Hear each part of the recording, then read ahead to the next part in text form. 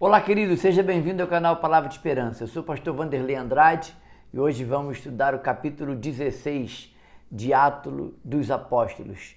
Nós vamos perceber algo maravilhoso no contexto de Atos 16.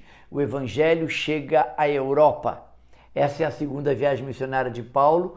Ele está agora na companhia de Silas, que é um dos líderes da igreja em Jerusalém, que veio ao seu encontro naquela reunião do Sinédrio, do concílio que houve em Jerusalém, e ele é recomendado para ir junto com Paulo à igreja de Antioquia e ali apresentar as cartas da informação do que foi decidido naquele concílio. Apesar da desavença entre Paulo e Barnabé, a obra missionária não perdeu o seu foco. Paulo vai deixar Barnabé agora, porque Barnabé segue com o João Marcos, e Paulo vai agora com Silas para continuar a obra missionária entre os gentios.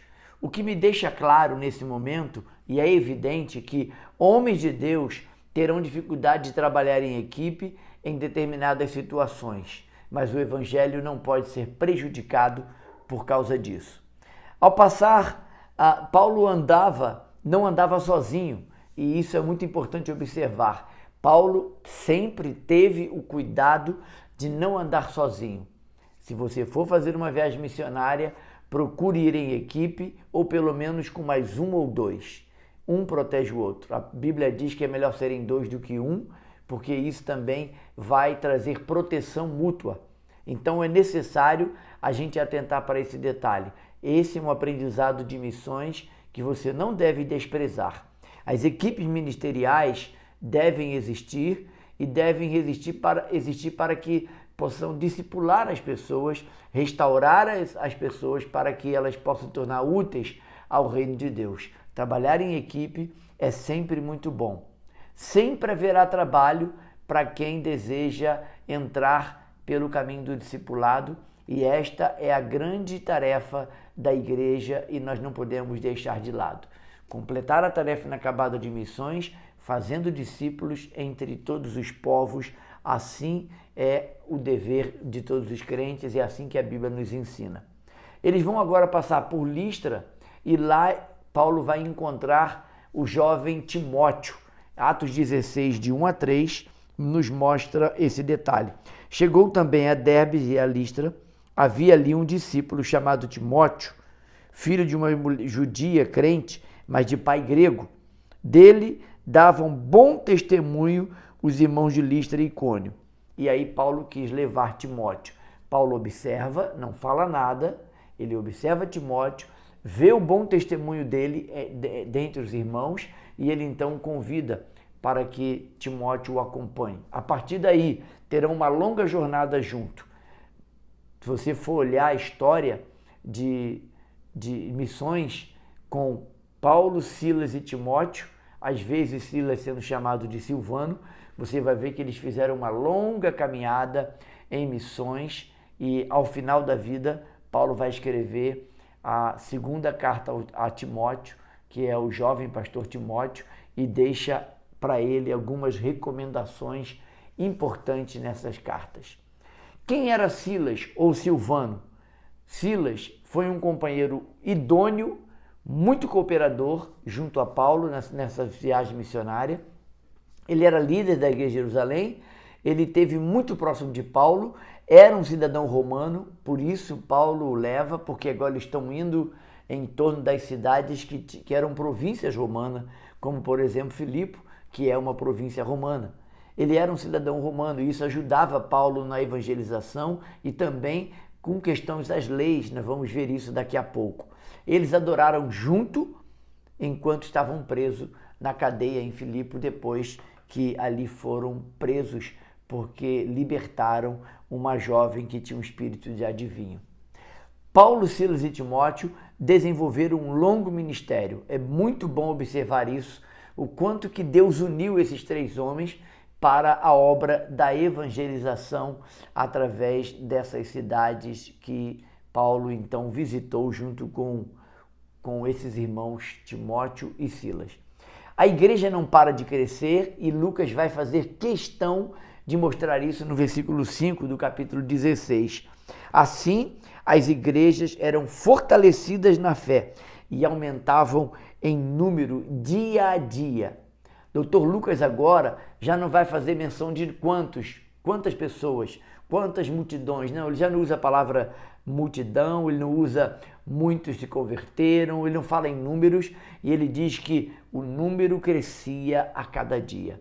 Os gentios que se converteram a Cristo estavam agora tendo a sua fé confirmada. Este foi a grande preocupação de Paulo. Por que Paulo volta para revisitar essas igrejas por onde ele já havia passado plantando igreja na primeira viagem? Porque ele queria fortalecer a fé dos irmãos, porque os judaizantes haviam contaminado as igrejas e alguns abandonaram a fé. Então Paulo volta para encorajar e fortalecer a fé desses irmãos que ali estavam precisando desse momento. Então Paulo volta para revigorar a igreja e isso deu muito certo. Em capítulo 16, de 6 a 10, nós vamos ver que Deus dá a Paulo uma visão em Troade, uma visão muito clara. Eles foram impedidos pelo Espírito Santo 2 vezes, porque Paulo queria ir à Ásia e o Espírito Santo o impediu. Note bem, nem sempre os impedimentos são levantados pelo diabo. Muitas das vezes, Deus também permite obstáculos para que nós façamos a vontade dele. A vontade de Deus sempre é boa, sempre é melhor e sempre vai dar certo. A visão foi clara. Deus havia planejado que o evangelho chegasse até a Europa. Vamos olhar Atos 16, 9 e 10. À noite, sobreveio a Paulo uma visão na qual um varão macedônio de Filipos estava em pé e lhe rogava dizendo: passa a Macedônia, atravessa a Macedônia e ajuda-nos. Assim que teve a visão, imediatamente procuramos partir para aquele destino, concluindo que Deus nos havia chamado para lhes anunciar o evangelho. A obediência de Paulo me impressiona. Ele não questiona, ele entende: se o Espírito me impediu de ir para a Ásia, ele tem algo a realizar em outro lugar. A visão vem, ele obedece, ele não questiona, ele simplesmente obedece e vai ao encontro do povo lá na cidade de Filipe. Chegando a Filipo, essa cidade é uma província romana, uma região ao norte da Grécia. Ali Deus vai conduzi-los a um local que é um rio, aonde na beira do rio algumas mulheres estavam ali reunidas. Havia homens também, mas havia muitas mulheres. O texto faz questão, Lucas faz questão de mostrar que havia mulheres ali tementes a Deus, mas ainda não convertidas. E Lídia se converte. Capítulo 16, de 11 a 15, narra essa história. O coração dessa mulher foi aberto para o evangelho e ela abre a porta da sua casa. Aqui começa, na casa de Lídia, a primeira igreja em solo europeu. Vamos ver o versículo 15 de Atos 16? 14 e 15. Certa mulher chamada Lídia, da cidade de Tiatira, vendedora de púrpura, temente a Deus, nos escutava. O Senhor lhe abriu o coração para atender às coisas que Paulo dizia. Depois de ser batizada, ela e toda a sua casa nos rogou, dizendo: se julgais que eu sou fiel ao Senhor, entrai na minha casa e aí ficai, e nos constrangeu a isso. Paulo é recebido nesta igreja, reúne ali os irmãos e o evangelho é pregado nesta cidade e muitos se convertem ali. A vida do missionário que planta a igreja, que faz discípulos, está longe de ser monótona. Haverá sempre resistência interna e externas. Muitas das vezes a resistência será interna. Na maioria das vezes a resistência será externa, porque o diabo não quer ver o avanço do evangelho. Paulo tem noção disso. E uma jovem possuída por um espírito adivinhador começa a perseguir Paulo há vários dias. Chega um ponto que Paulo diz: chega, não quero mais isso. E ele repreende aquele demônio, aquela mulher fica liberta. E ela trazia muito lucro àqueles homens. E aqueles homens se levantam contra Paulo e Silas e os prendem na prisão. E ali vai acontecer a conversão do carcereiro. Lucas não nos deixa informado sobre o que aconteceu com ele e com Timóteo, porque quem está preso aqui, claramente o texto mostra, Paulo e Silas. Versículo 17 a 20 vai narrar esse momento em que eles foram presos. Seguindo a Paulo, nos clamava dizendo: este homem são servos do Deus Altíssimo, uma mulher do Espírito adivinho, né? E no versículo 20 vai dizer que aqueles homens se levantaram contra Paulo e perturbaram a tal ponto de eles serem presos e apedrejados. Só que a multidão que levantou-se unida contra Paulo rasgaram as vestes deles, açoitaram com varas e depois eles foram lançados no cárcere. É interessante observar isso. Esta é a primeira prisão de Paulo. Até aqui Paulo não havia sido preso. Agora estão presos Paulo e Silas, mas algo extraordinário vai acontecer na prisão, perto da meia-noite. E o diabo não contava com isso.